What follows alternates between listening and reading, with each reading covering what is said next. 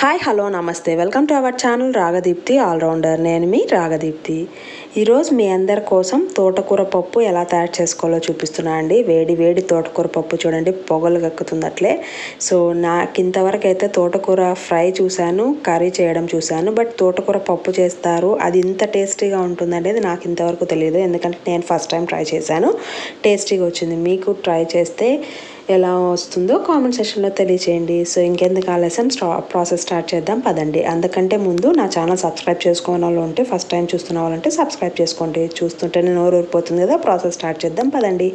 ముందుగా తోటకూరని బాగా ఇలా వాష్ చేసి కట్ చేసి పెట్టుకోండి. ఒక 2-3 టైమ్స్ వాష్ చేయండి, ఇసుకుంటుంది కదా.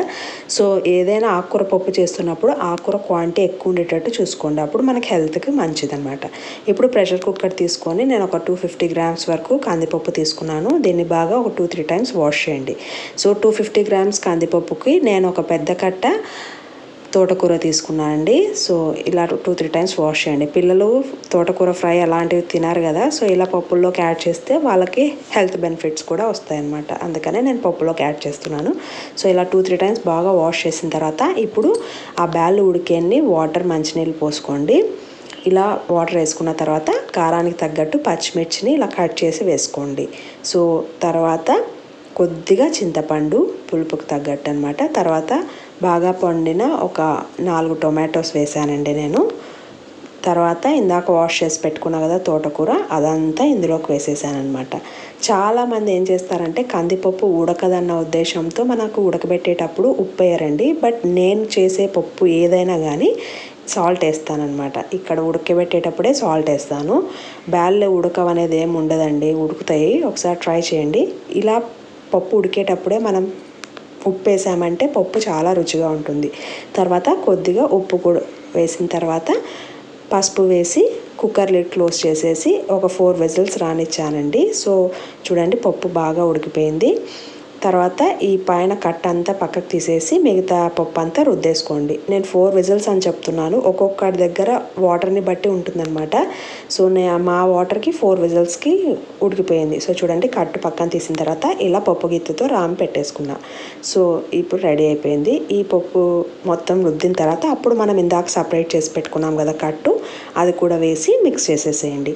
తర్వాత దీనికి గుమగుమలాడే పోపు పెట్టుకోవాలన్నమాట. సో ఈ తర్వాతే బాగుంటుంది పప్పుకి, ఏదైనా ఏ పప్పుకైనా. సో స్టవ్ ఆన్ చేసి కడాయి పెట్టి ఒక 5 టేబుల్ స్పూన్స్ వరకు ఆయిల్ వేయండి. ఆయిల్ బాగా హీట్ ఎక్కిన తర్వాత ఆవాలు, జీలకర్ర వేయండి, ఒక టేబుల్ స్పూన్ వరకు. అవి బాగా చిటపటలాడాలన్నమాట. సో చూడండి, ఆయిల్ ఎప్పుడైనా బాగా కాలిన తర్వాత వేస్తేనే ఇలా చిటపటలాడతాయి. తర్వాత ఒక 7-8 వెల్లుల్లి రెబ్బల్ని తోలు తీసేసి కొద్దిగా దంచి వేయండి. తర్వాత సన్నగా తరుక్కున్న ఒక ఆనియన్ని కూడా వేయండి. ఒక 3 ఎండుమిరపకాయలు ఇలా కట్ చేసి వేసుకొని కొద్దిగా కరివేపాకు కూడా వేసి బాగా ఫ్రై చేయండి పోపు. సో పోపు స్మెల్ ఉంటుంది, పక్కన వీధి వరకు వెళ్ళిపోతుందండి. సో ఆ పోపు స్మెల్తోనే వీళ్ళు ఇంట్లో పప్పు చేస్తున్నారేమో అన్నట్లు వస్తుందన్నమాట. సో నాకైతే పప్పు తర్వాత స్మెల్ చాలా ఇష్టం అనమాట. అండ్ వెల్లుల్లి రెబ్బలు కట్ చేసి వేయడానికంటే కొద్దిగా దంచి వేయండి, అప్పుడు ఆ ఫ్లేవర్ అనేది ఇంకా బాగా ఎన్హాన్స్ అవుతుంది. సో చూడండి, ఇప్పుడు ఆనియన్, వెల్లుల్లి రెబ్బలు లైట్ గోల్డ్ కలర్ వచ్చాయి కదా, ఇంకాస్త వేగనివ్వండి. అప్పుడు మనకి పోపు అనేది పర్ఫెక్ట్గా వేగిపోయినట్లే అనమాట. సో ఈ పోపు రెడీ అయిన తర్వాత దీన్ని అంతా తీసి పప్పులోకి వేసేసేయాలి. ఇందాక రుద్ది పెట్టుకున్నాం కదా ఆ పప్పులోకి అనమాట.